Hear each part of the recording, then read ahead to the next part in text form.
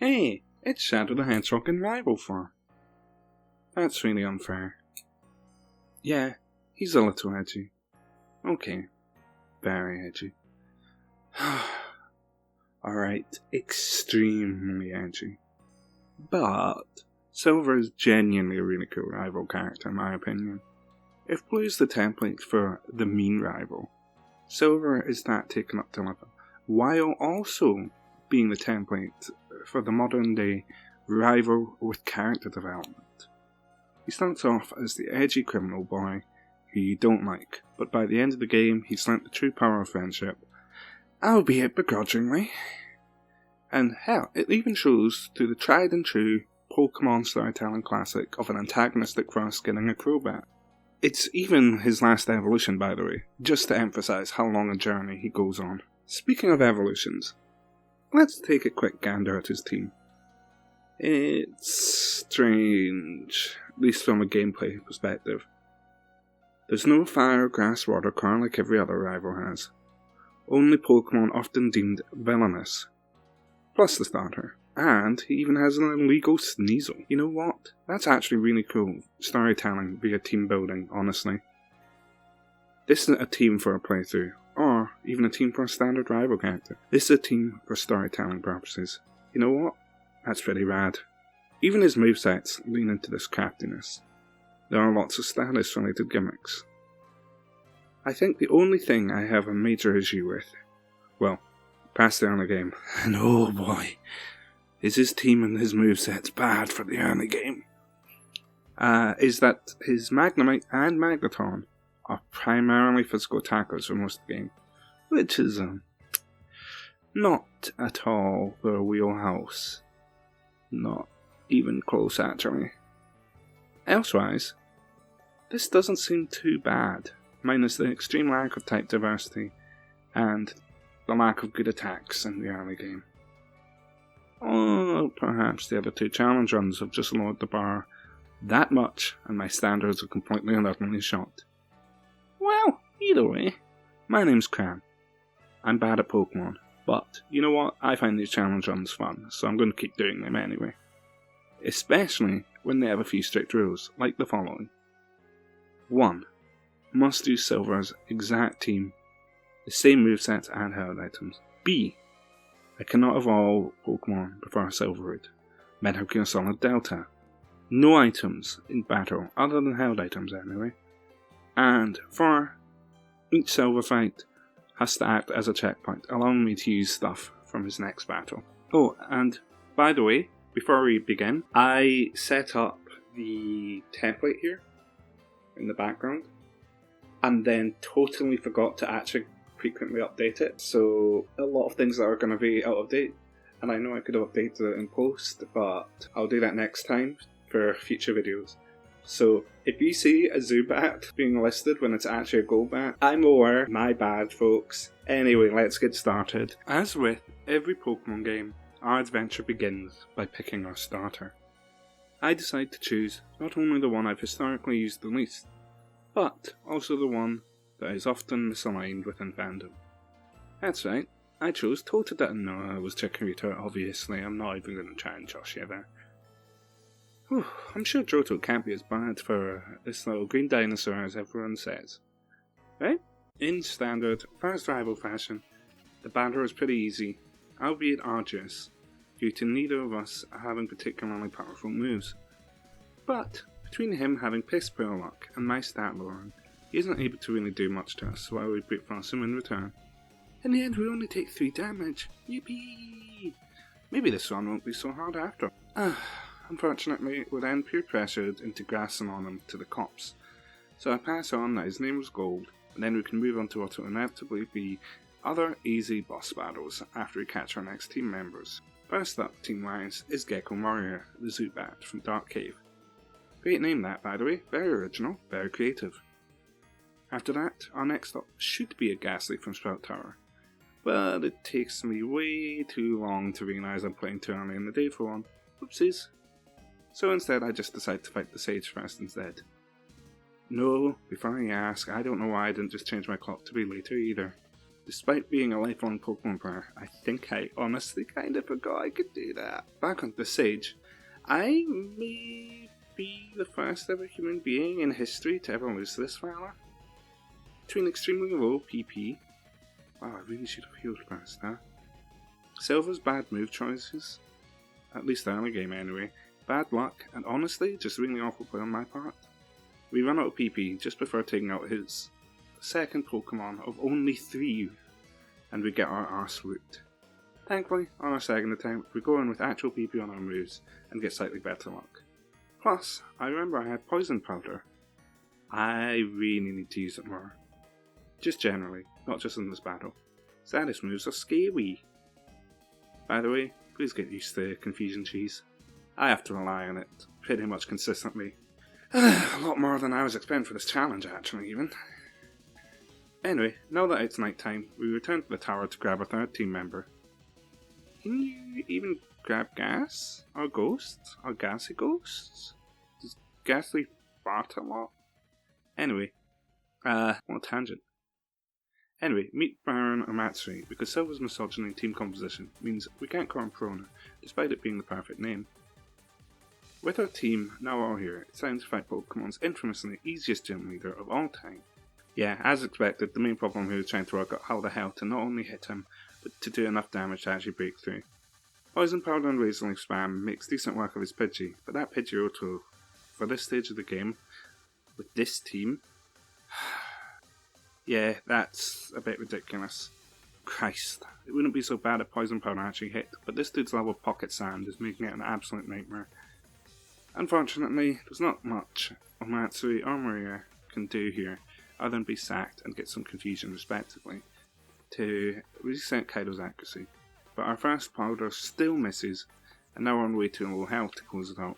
So even with Synthesis Spam to keep us alive, we just narrowly can't do it. On our rematch, versus Faulkner, of all people mind you, we go for the same kind of strat. And again, Pidgey is absolutely no threat at all. Though this time I use my first Synthesis only, just before Otto comes out. Thankfully, we get better powder luck, so now Birdbrain here is on a timer and all I have to do is survive until Otto is gone. Between sagging out other mons and spamming Synthesis, we're able to cheese away to another win. Will we ever get a win fair and square? And to be honest, if not, who cares? Doesn't this feel more appropriate for Silver anyway? On our way to Azalea Town for the second badge, we get a phone call from the GOAT of all time to find out about his top percentage Rattata. Look, okay, how could I do a Johto playthrough and not include this? Come on, guys. Think it through. And now it's time to fight the androgynous Bug King himself. And like with Faulkner, we're going in with a bad matchup. Plus, we're underleveled versus Skither too. If only we could simply rid ourselves of this beast. Thankfully, we're able to start the poison clock and we switch out to keep Chikorita, our closest thing to a powerhouse at the moment, alive for as long as possible. Unfortunately, they gave Bugs a U-turn for some reason, just to make the early game harder, I guess. So the battle is definitely getting prolonged now as we get week versus week. As expected though, Kakuna isn't much of a threat, even if it takes time to chip away at. But here comes that bastard Skither again. So, back to Matsuri to sit in front of it while the Poison Confusion Cheese get to work. In theory, but here comes another U-turn. After it KOs Kaido with yet another U-turn, we're down to a very frustrating one-on-one. That ends instantly thanks to crit. Why does this bug without hands have hands? Why have we lost in every major fight bar one so far? Well, the correct play here would have been to evolve Chikorita first before doing the rematch to get stat boosts. It would have been. So in typical Crown fashion, I don't do that and instead rush back in. But this time, we have a different strat. I'm beginning with Cursed Cheese just to lure Skither's health over time at risk to Matsuri's own existence. And while U-turn stops that from being ongoing, but at least we're now taking a good chunk of health out of the Beast trademark. After yet another slow war of attrition, Kakuna falls and we get to confuse Bugsy's ace and chip away at it with bites. Unlike my previous off-screen attempt, yeah, Bugsy beat us twice, how embarrassing, the bug finally hits itself in confusion enough that Kaido can go for the KO. Yippee! Luck! After very slowly but surely taking out the Metapod, we finally get the high badge. What a long, boring pain. At least we get Bailey for our troubles. With our team now matching his other than levels, it's time to take on gold. And what a relief after last 3 battles to have an easy one. Lick and Astonish find them from usable for the first and probably last time of the whole game. And between those and good confusion luck, we're able to get his team down to 1 low health however. Though Smokescreens does cause us accuracy issues that slow the battle down substantially. Still, 1 bad move on his part and 1 good Razor Leaf on ours is able to get us the KO for our first try major win in a while. Thank God. We needed that for morale, honestly. Unfortunately though, I am displeased to report that Whitney lives up to her reputation. Between how lucky her metronome rolls are, cute charm, and the fact that her Miltank has bloody Scrappy, we easily wipe. Because of a burn, plus no super effective moves, we just really struggle to out the Clefairy with Zubat, and eventually he falls. Kaido's able to easily take it out from there, but Stomp won't stop flinching, and as all of our team is male, we keep getting infatuated. This battle was infuriating to play, to put it lightly. You actually can tell the moment I learned this as Scrappy. I was fuming. So, infatuation might be a contender for most annoying status effect after freeze, eh? In my video on status effects, I didn't talk much about it, because normally it's almost never relevant. But it just keeps kicking my arse in this battle. I shit you not, this battle took at least 6 tries due to the combination of this and flinch. I contemplated hating Pokémon for a moment there. And it doesn't help that Metronome keeps getting lucky moves too, making Maria essentially useless. Hell, watching the footage back for this script is getting me mad all over again. Finally though, we get an attempt where Maria somehow lives versus Clefairy thanks to a mix of crits and better Metronome luck. Not that it makes a difference versus the rolling cow. But we're able to get a curse off and the timer begins. Now the question is, can Kaido live an ever-increasing rollout long enough to somehow KO for once? Well, yeah, thanks to Reflectance Insist, the answer's yes. And with a Razor Leaf, we finally get the KO. Yippee! Turns out all I had to do was send out Ghastly sooner, so maybe removing Clefairy without a feint did help in the end. After all, it gave us a safe switch in. And now we finally have the 3rd badge. Woo. Before I move on to catch my 4th team member, I quickly do our very important task of updating my trainer card. Hopefully this is more legible. Meet Enru the Magnemite. I'll be honest, it feels weird paralysing electric types after being used to modern mechanics, but hey, we'll do what we can to increase the catch rate. Also ignore the fact I have 2 here. The first one was the wrong ability, LMAO. With a team of 4, we head to Burnt Tower for our 3rd rival fight. Despite how good Haunter and Gengar are, Ghastly, well, at least with this move pool, as we've shown prior to this point, is kinda crap. And especially when our rival curses us, while we still have all of our mons remaining. Sadly, his smart AI means he does do the crit switch into Enru here, and unlike previous battles, he's willing to switch himself as well. Wow! So after burn, he goes into resist, and we're about to lose the one trainer we've consistently beaten so far. Oh, no way. Yeah, even though our confusing Mistlunk is incredible, it's just not enough. We need a new strat. On our 2nd attempt, we lead with Matsuri, who does a quick job of taking out his brother, and gets some good confusion on Zubat before we go into an advantageous type matchup, which naturally goes down immediately to one electric move. With some luck, we live a hit and even paralyze Quilava. It's all coming up Millhouse this time. Turns out all you need is a plan, and a little bit of luck. Who'da thunk? Now we're onto our Parafusion bullshit, and it's working. Quilava goes down effortlessly. And then 2 magical leaves and some confusion hits are what it takes to win in a fairly easy 2nd try. On our way to Marty, Matsuri finally gets to evolve into Haunter. While we still have no good moves, the stat boost is certainly going to be helpful for battling this fool. Unfortunately, despite what I just said, I suspect that I am actually the real fool here. Because I fumbled.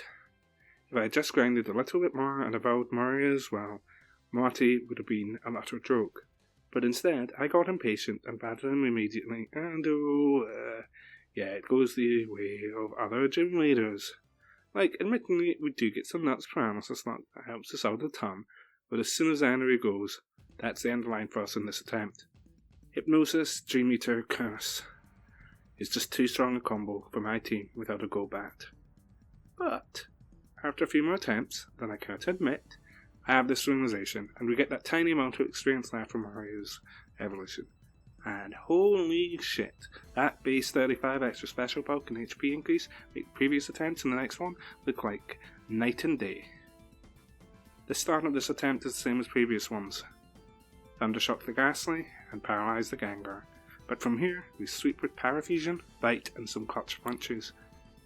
Literally, we just needed one more level to take him down effortlessly. God damn it, Crab! Why are you so impatient? Off to Cyanwood, we go to fight King Chuckles, who, as is so, is our first actual respite gym leader-wise, after this absolute gauntlet we've been through thus far. Shadow Ball makes quick work of his Primarch, and for some reason he only has 2 Pokemon, with the second being weak to Grass, Flying, and Electric. You know, all the types we have. So, after more Shadow Ball spam, I let Omatsuri go down before trying to clean up with Spark. Yet it does so little damage. Physical Magnemite is really, really bad, if that isn't clear yet. Please don't use Physical Magnemite. Please use special attacks, I'm begging you. Bad Sleep Block unfortunately does mean Kaido can't do much, but a couple quick wing attacks are all we need to get the W in the end, even with Chuck desperately force-feeding Polymath Hyper Potions every 10 seconds. Now, despite knowing that Jasmine's Steel types are probably literally impossible for us to break through with this team, I decided to at least scout out the battle. And it goes as you would expect. Our under-leveled Pokemon just don't have their damage output, and it doesn't help that she copies our Parafusion strats to great will to deal with the one team member who can do damage. So, after being swept by our literal first Pokemon, Magnemite, I decide to reset and course-correct to Price instead. But first I have to get a Sneasel. And this is how you know Silver ain't a trustworthy guy. You can't get one in Johto legitimately. So I call up my Uncle James Freak. You may know him from the Blue Challenge, and ask him to lend me a hand. Thanks to his help, we get Captain Kuro, the Black Cat Pirates, to join our side. Great type of master tactician who's totally smart and not at all stupid. But before we challenge the Price is Right, we also stop off at the Lake of Rage and catch ourselves the ultimate NHM mules, a shiny Gyarados. Lance also wants us to help with Team Rocket, but you know what, that's not really super relevant to our challenge, so I just do all that off screen. After that little diversion, as well as me getting confused on ice puzzles built for kids, it's time for the 6th gym leader. While Ice does beat Grass, his seal still goes down to 2 magical leaves, thanks to its partial water typing. Sadly, Spark continues to be useless due to coming off a paltry base 35 attack. Silver. Why? And the Brain Fart Thunderwave on a ground type leaves energy down. Thankfully, Kuro's putting in the work for the team with some Faint Attack and Fury Swipe spam to clean up Piloswine and damage Dugong from here. Piloswine? I don't know. Anyway, I'm realising now that Sneasel, with its great speed stat and decent enough attack stat, is just a really good Pokemon for mid-game here. Shame that it's normally unavailable, and only catchable when it'll fall off in power, as we'll see later. Annoyingly, Dugong does take him down eventually and keeps resting up, but with a mix of incredible Confusion Lock on our side, for once, and Air Cutter, we narrowly squeeze out what I thought would be an easy win. Ooh, this challenge relies so much on luck, I swear. And with that, we are forced to fight Jasmine again. Against my better judgment or will. Honestly, at this point in the playthrough, I still thought she'd be impossible for us, even with our own level ups and new team member. But I hoped and prayed, and said hopes immediately pay off with some good power lock, allowing us a free turn to miss Supersonic because it's a bad move. Damn. Henry eventually gets it off, but alas faints for their troubles as they do so. And this Magnemite continues to be an absolute nightmare due to it using its actual good attacking stat. Take note, Silver. But, unlike last attempt, we're able to get the KO with Shadow Balls and avoiding full power. I almost forgot Steel used to resist Ghost. What a pain it is here. And after some Power Fusion, I have to concede and do a soft reset. This time though, we get the perfect Power Fusion start to give Jasmine a taste of her own medicine. Get it? Because Ampharos was... okay, I'll close the door on my way out. Anyway, we need to chip away the Magnemite without losing our own, so already a vast improvement. Matsuri then continues the trend of me just being annoying by using confusion on my opponents before doing his tried and true Shadow Ball spam. He knows what he's good at after all. Somehow, the combination of both leads to a complete dismantling of Magnemite number 2 without any damage being taken, so all that's left is frightening beast that is Steelix. I decide cast the play to bring in a timer and hope we can just out-survive it and its ridiculous defense stat. At the time, it was the only strategy I could see giving us even a singular hope in hell against Jasmine. And then, with a mix of Magical Leaf and Synthesis, we win yet another battle in yet another lame way. One day we'll win by sheer brute strength, but not today.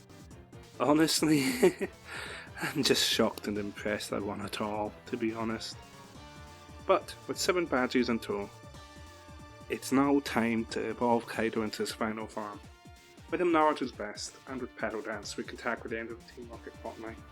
But for the parameters of this video, we can skip most of that, other than the next rival battle, and I guess the final battle of the section. We're actually caught a little unawares for this, and I don't save or properly prep beforehand. Hopefully this never happens again. It's called foreshadowing. Our first Pokemon trade blows, but I make a really poor decision by switching to Fury Swipes, which misses and leads to Kuro's downfall. I always forget it can miss. Thankfully, Enery resists all of Golbat's options and avenges the Sneasel. We luckily live a Flame Wheel, which means it's time for everybody's favourite strategy. Say it with me, folks. Power Fusion! Yay! With this, Omatsuri is able to finally safely throw out 2 Shadow Balls to remove Quilava from the equation, while Moria takes one for the team by sagging himself after hammering away at Gold's own Sneasel. Unfortunately, Pedal Dance just isn't effective enough to take up the rest of his team, so we lose. But the good news is that this gives us a chance to actually strategize and prepare for his team this go around. Leading with Henry, we're able to take out Golbat with a couple of sparks, so this time they fall before we can set up any power strats. Not that we need to, because Shadow Ball go brrr. We unsurprisingly lose the Sneasel Mirror, what would be in 4 levels underleveled and all. But at least damage is damage. Unfortunately, even Moria can't KO it. Turns out being underleveled is bad, who'd have thunk? So just like before, we're back to Pedal Dance Hell. But thanks to Lucky Crit, it goes better, and Kaido fights a Power Fusion of his own to weaken Magnemite. Enough for Omatsuri to get the win. Teamwork! And shortly afterwards, Henry evolves too. Result! The TLDR for the Rocket plotline is that Archer and his wee mates want to bring back Team Rocket so that their beloved Giovanni return, and now we're following said plans. This is the first fight of a few to teach me that the Houndour line, being Darkfire, are an absolute nightmare for my team. As shown by a crit feint attack obliterating Omatsuri off the face of the earth. Thankfully, our one turn using Confusory with him pays off. Between Confusion and Air Cutter, we can get revenge on the Mutt. Air Cutter makes quick work of the coughing, but here comes a level 38 Houndour. Fuck. It proceeds to swiftly Firefang sweep through the whole team. On our third attempt, Air Cutter narrowly takes out the Houndour, and then, coughing, of all Pokemon, takes out both Maria and Kuro. On hindsight, I'm not sure why I didn't use Enery for the poison resistance, but alas, hindsight is 2020, and well, it's 2025, hahaha. Speaking of Enery, he cheeses out at win with the classic Power Fusion Sonic Boom of all moves, and an absolute crap ton of Berserk Lock and Houndour. How we won that, I'll be honest, I don't know, because it sure as hell was not deserved. Genuinely really confused. Before we continue, I just wanted to say that if you're enjoying the video and want to see more challenge runs like this, or other Pokemon video game related videos, feel free to give this a like and subscribe to my channel. I'm planning on making more videos in 2026, and would love to hit 200 subscribers within the next year or two. Your support would make that possible. I also have a Ko-fi if people would like to financially try and support me, but obviously no pressure now. Anyway, back to the video. With another checkpoint past us, as well as the rocket plotline tidied up, it's time for our final team member. From the game corner, we acquire Django the Arbor, who we grind up to Kadabra as quickly as we can. Now that we have our full team of 6, it's time for the final Johto Gym Leader. Can we beat Claire? Can we even harm her? Let's find out. Well, not if we open with the wrong lead.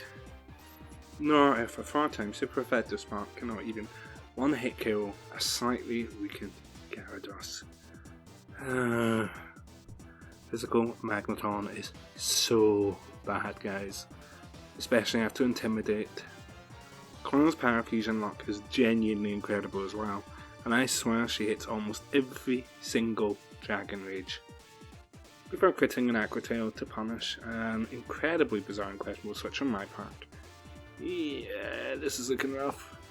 Of course, our own power log was dreadful, and at this point I concede and reset. After nearly an hour of attempts, that, let's be honest, we could have avoided if we just grinded more levels. We finally get this one. Spark almost takes out the Gyarados, but unfortunately, gym leaders don't appear to get the no items in battle memo. Ugh. Still, we at least get the Water Dragon down to half health and paralyze the Dragonair shortly after switching.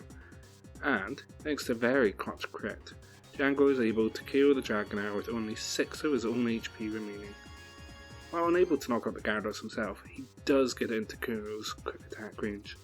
From here, we just spam Icy Wind to get minor super effective damage and, to more importantly, slow down the second dragon.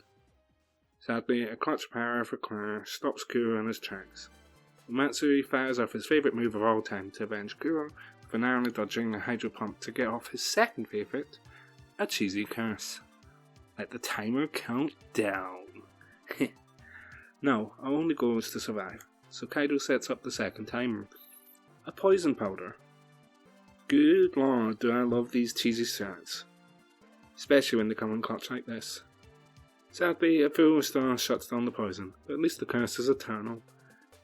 Mario must see how stressed and annoyed I am at all these retries, because he lives a stab Hydro Pump from a Pokemon 6 levels higher than him, with 1 hit point, and successfully hits his Confusory.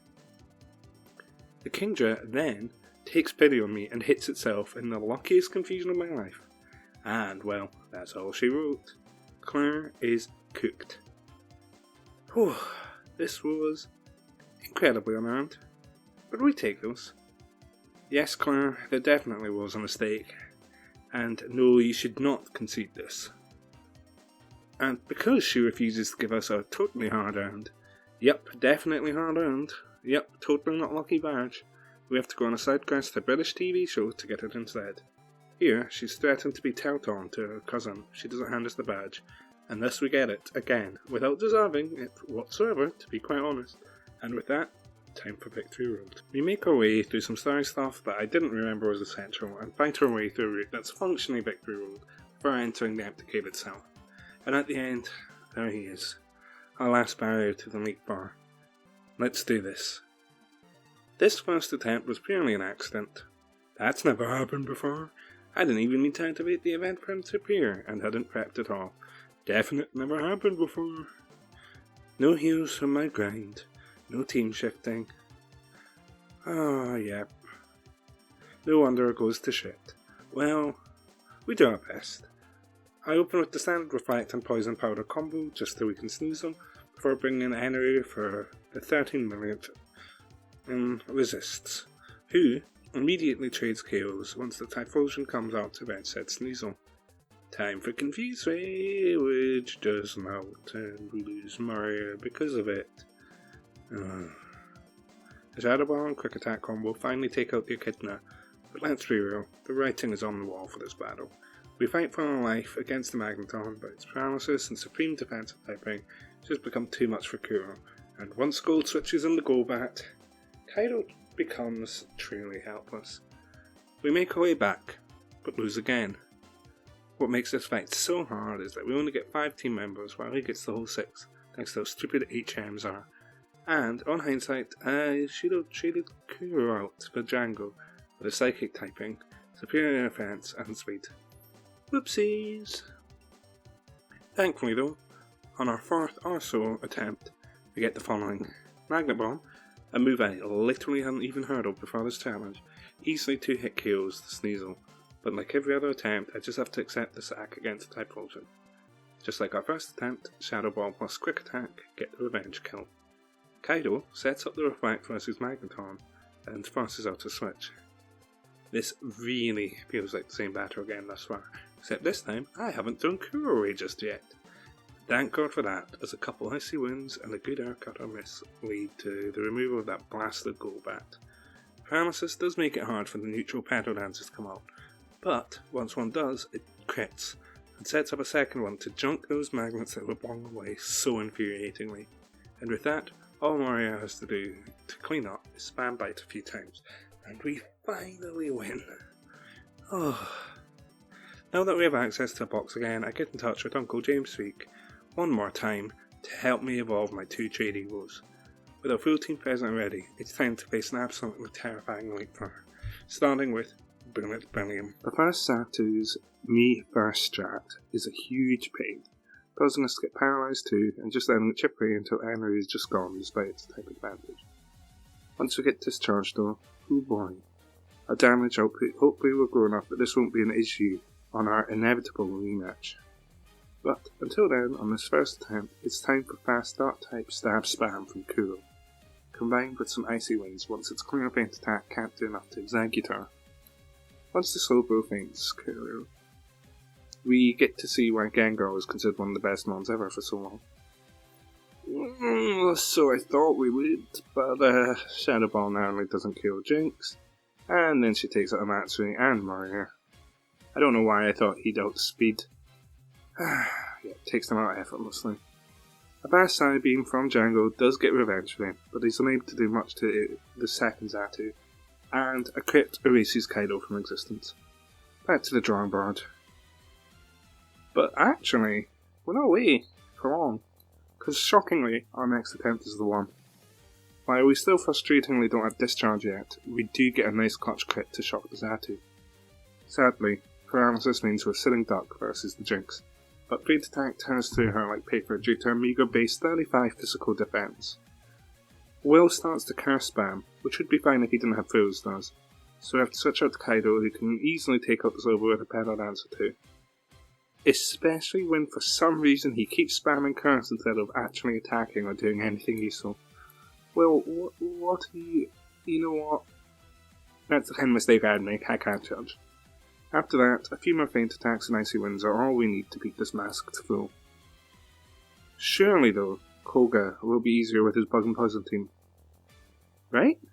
After all, we have a psychic type and a flying type, both with great speed. Well, you know what? So far so good. Spamming air cutter gets rid of the Ariados as well as a Fuller Star, though it does significantly less to Venomoth than I could have ever predicted. Django then sweeps Koga's next 2 team members with Psybeam before Fortress forces a switch. By the way, I spent every Koga battle praying and begging he'd use Explosion, just cause it would be so fucking funny, especially if it was into Matsui, who's immune.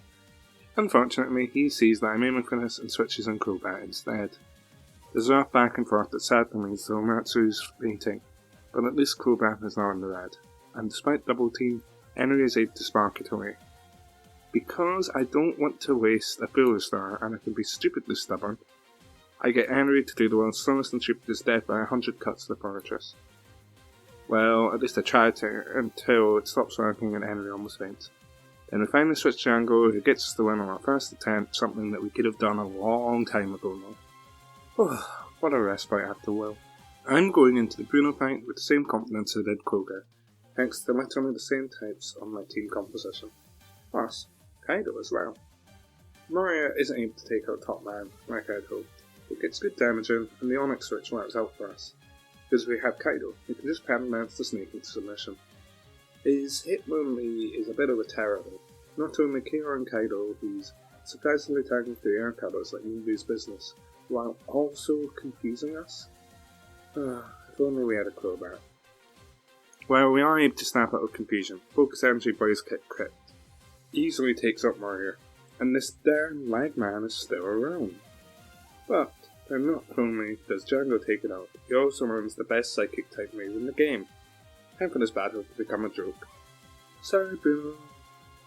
From here, Spam is able to sweep everything to bottom the chat, which is put into the orange for an easy KO with a few Shadow Balls, and, okay, admittedly, a lucky crit as well. Hey, maybe this hasn't been such a bad week for after all. So, remember how I said that Houndoom stonewalled our team earlier in the Archer fight? Yeah, so we have Karen now with our level 47-1. And on top of that, she also uses similar chatty strats to us. High fusion, evasion boosting, everything that just makes an absolute shite to fight. I tried for some poison cheese with Maria. No, don't ask me why I didn't try it with the more reliable poison powder, I don't know either. But, against the odds, we get decent enough poison and confusion luck to take out Umbreon after a while. And then came the level 47 Beast. Needless to say, nothing can really stand up to it considering its higher level and the disadvantaged type matchups for us. So, tired, after a long recording session, frustrated at this battle, and honestly just hungry, I go for a long walk and some lunch. And on the walk, I try and have a think. An hour or two later, I return feeling refreshed and with a plan. Now, admittedly, is it a shoddy plan? Yes, but it's a plan nonetheless. This time, I do go for poison powder instead of poison bag, and despite the double teams, we get lucky petal dance hits. And even though this switch admittedly was an offensive one, I still feel like Karen made the dumbest switch I'd ever seen by bringing in the Houndoom to take out Kaido. This leads to getting poisoned for our trouble. Needless to say, this was lucky as all hell. Now, we get to phase 2 of my plan. Slow down Houndoom with Icy Wind. While we can't outspeed naturally, if we do some speed control, then we should be fine. Theoretically. Really? I'm totally not desperate. Definitely not. Nope, not at all, not me. But between this, poison, and a confused way from Maria, who unfortunately has to be sat to even get it off, Jesus Christ, the amount of work this dog takes, we can finally remove her biggest threat from the equation. Spark and some confusion take up the macro. The Gengar, we paralyze and chip away at it, before we take it out with a psychic for a fairly simple KO. Next is the pain in the ass Umbreon, which returns again. But we bring out the old classic of cursed confusion cheese, to leave us only with Bioplume. Shadow Ball and Psychic take it out with ease, but when that honestly came a lot quicker than I expected, because it was an inconsistent strat and we got incredibly unlucky, and every attempt to do it again when I was grinding for Lance did not go as well. Maybe for the best that I lost that victory. Finally is the champion Lance. I was so focused on how hard Karen was, I had totally forgotten how bad Clara was earlier. So I went into this medley unprepared. Lance is, as you'd expect, just a souped up Clara. Especially when you're dramatically underleveled, like my team is here. Why didn't I grind? We are so underleveled, and physical Magneton is so bad that Spark can't even do any damage to a 4x weak Gyarados. Yeah, after Intimidate, can't even do half. Blech. It's becoming abundantly clear immediately that I need more levels. We need to trade a third of our team just to take out the Gyarados alone, and then Aerodactyl just outspeeds and sweeps the rest of it. There's literally nothing we can do here at this level. It's frustrating, but it does indeed make sense. We're about 10 levels underleveled after all. After 40 plus minutes of grinding, we make it back to Karen to learn that last attempt really was a fluke, but turns out I didn't record the successful attempt. Just know that she took forever too, and I had spent about another 40 minutes in grinding, and last 3 sets before I finally get this one. I was so tired by this point. I recorded all of the Elite Four in a day, and I kind of wish I hadn't. But with our levels now roughly matching Lance's Ace Dragonite, plus an actual special attacking move, Enru can finally one-hit knock out stupid Gyarados. It can even 2-hit KO Charizard. Enru, you're finally the defensive beast you wanted to be for years. I'm so proud of you. With Reflect, good paralysis luck, and Psychic Spam, we're able to surprisingly easily take out his Ace and his Aerodactyl. And then Kuro gets miracle misses repeatedly that lead to Lance wasting almost every single Furo Star, while Icy Wind continues to just chip away, lowers its speed to near nothing. For a clutch crit comes in just to end that poor luck cycle of misery the Dragonite was having. Rest in peace, King. Kuro finally falls to the 3rd Dragonite. He has so many, but only after slowing it down too. We take this final Dragonite out the way that we've taken out every other major battle so far, with a mix of Confusion Lock, Poison, and only one remaining Pokemon left. Call us the Moon was so cheesy. But with that, we are now champion of Johto. Though, if you've literally seen any other Heart Gold Soul Silver video, you know that just because we're in the Hall of Fame, it doesn't mean we're done just yet. Sure, Silver's exact team can roll credits once, become champion. But can it beat Red and roll the second credits? You know what? Let's find out. Though, before any of that, we need to do our final rival fight of the challenge, so we can get our final team. Well, other than a few moves on the Z-Match team, which we'll get later. So we head to Mount Moon and challenge him for the last time. As ours, Enru is able to easily weaken Sneasel with a Magnet Bomb. Thanks to Gengar's huge speed stat, Omatsuri is able to easily outspeed the Typhlosion and take it out in 2 simple Shadow Balls, before doing the same to Alakazam, Sneasel, and his own Gengar. I'll be honest, I don't know why I sent out Kaido versus Golbat, but somehow it works out fine. And even with the bad Power Fusion luck we get, Django is able to beat Magneton to get us our easiest win in a very long time. Whew, what a relief. Now, on to finally evolving Mario at last, and playing the rest of Kanto. I'll be blunt though, Kanto is as easy as every other YouTuber says, so I'm just going to throw up all the battles here at super speed as a montage up until point. If you want to hear more of my voice for whatever reason, skip to the timestamp on screen. See you in a moment.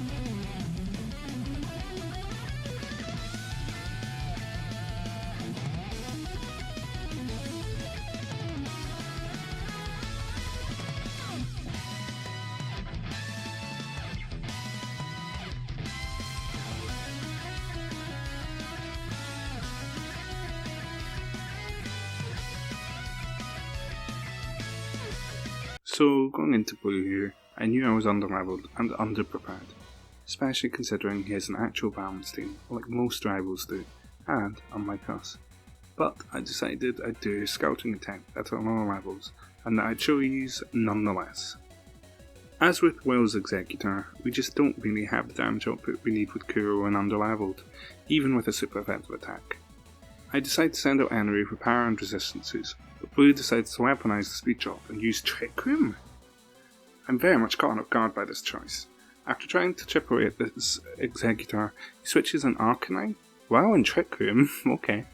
Henry's discharge does solid damage, but with this level gap in the typing, well, Trick Room helps us out at least, and let's just do a second hit before the knockout. Thanks, Blue. Chomp. Once we send out Mario, Blue's showing us why he's the only competent leader in Kanto despite the Trick Room plays. Yet another switch. After we confuse him, I choose to reset? You know what, I have no clue why, considering I could have switched to Kaido and literally done anything else. But I guess I wasn't happy with where the battle was going. Maybe I had accepted that we were too underleveled, I don't know.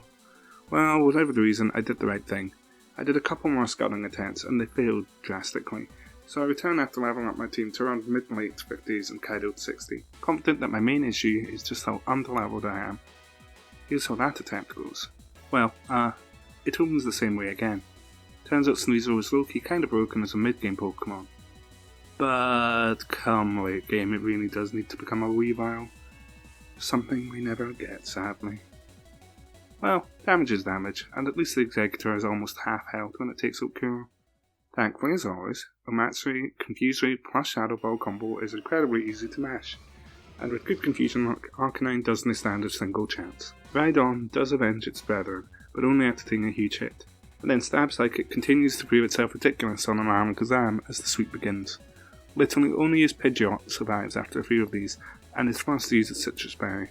But if he discharges, the 16th and final badge is ours. All that's left now is the final challenge, the ultimate super boss, the strongest trainer in Pokemon history, or at least up until this point. Someone whose team is so powerful that I have to persuade my uncle one last time to help out, telling him that my birthday and Christmas just passed, and he wasn't in either, so he has to give me the rare candies. Pretty please, please, please, please. And after some metaphorical and a little bit literal twisting of his arm, he does so. Going into Red, our team is leveled up to roughly match most of his team, other than his Pikachu. It found a bit cheap to go up to level 88 to match a not fully evolved Pokemon, when his fully evolved ones are. And here's my final team. I'm pretty happy with it, even if the type diversity really needs work. The move pools themselves aren't actually terrible, unlike Barry and Blue's final ones at least. Especially Barry's, will still haunt me. And with that, there's only one last thing to prepare. It's time to update our trainer card again. There.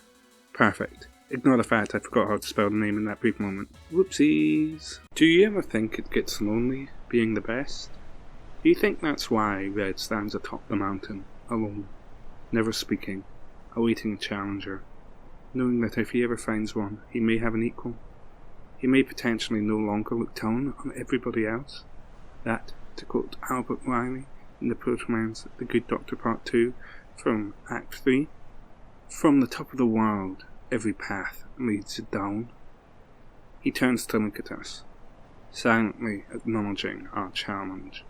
He nods, and sends out his first Pokemon, as if to say, "Let's do this." Knowing how fast this Pikachu is going to be, I get Kuro to open with Icy Wind for this speed control, but it matters not. Pikachu is priority, and Kuro falls. Though Omatsuri avenges his friend with a Shadow Ball, a strong blizzard doesn't miss thanks to the hail, and Omatsuri almost goes down too. But before he does extra damage with one last Shadow Ball to Lapras.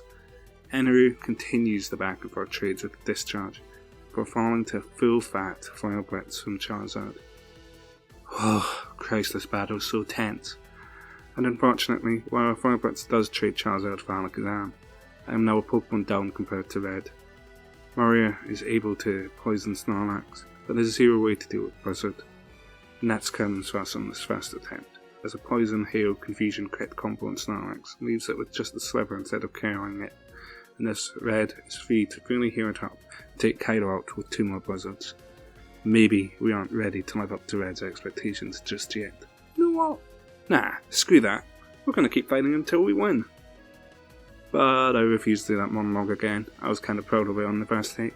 About 15-20 minutes later, we finally get to here. During test runs, I learnt that Omatsuri always outspeeds Pikachu despite the 5 level difference, so I lead with him and his beloved Orb.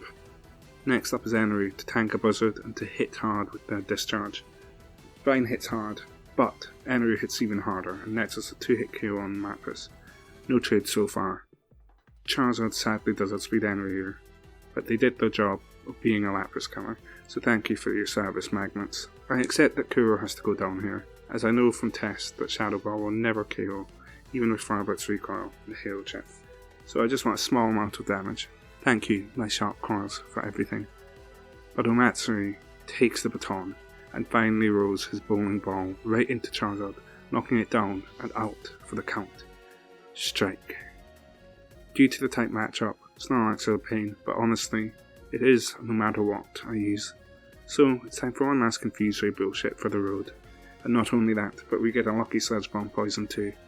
Now it's chipping down in so many ways, and one last Sludge Bomb is enough to take out Totoro before it can even do anything. Thank you, Cheese's Chats, and good confusion luck. You really have carried me through this game. But, against all odds, Omatsuri isn't done with his violent streak just yet. 2 Shadow Balls is all it takes to get rid of Blastoise, and Red is on his last Pokemon before I can even consciously process it. That's not hyperbole, by the way. I genuinely thought in this moment he still had a couple more because of how quickly Omatsuri was able to take out 3 heavy hitters. And now, with the lucky special defense drop, that's all she wrote for Red. One last stab, super effective Psychic from Django is all it takes. And we've now beat the strongest trainer around. Now, did we deserve that win? No. Are we Red's quote better? No, almost certainly not. But hey, we have at least received the answer to a question. Can you beat Pokemon Soul Silver, Silver's exact team? Yes. Should you try? If you want. While his team lacks type diversity and struggles in a lot of ways that lead to cheesy luck strats being a necessity, it makes you play Pokemon in a very non-standard way that I think is kinda cool. Just, if you want to do this challenge yourself, do not pick Chikorita. Please. Johto is just way too rough for it, I think, especially in the early game. But, anyway, that's us. Thank you for watching. I love you all so much. If you want to see more challenge runs in the future, or any other Pokemon, or just general video game content, please leave a comment below asking for what you'd like to see. Thanks. Bye.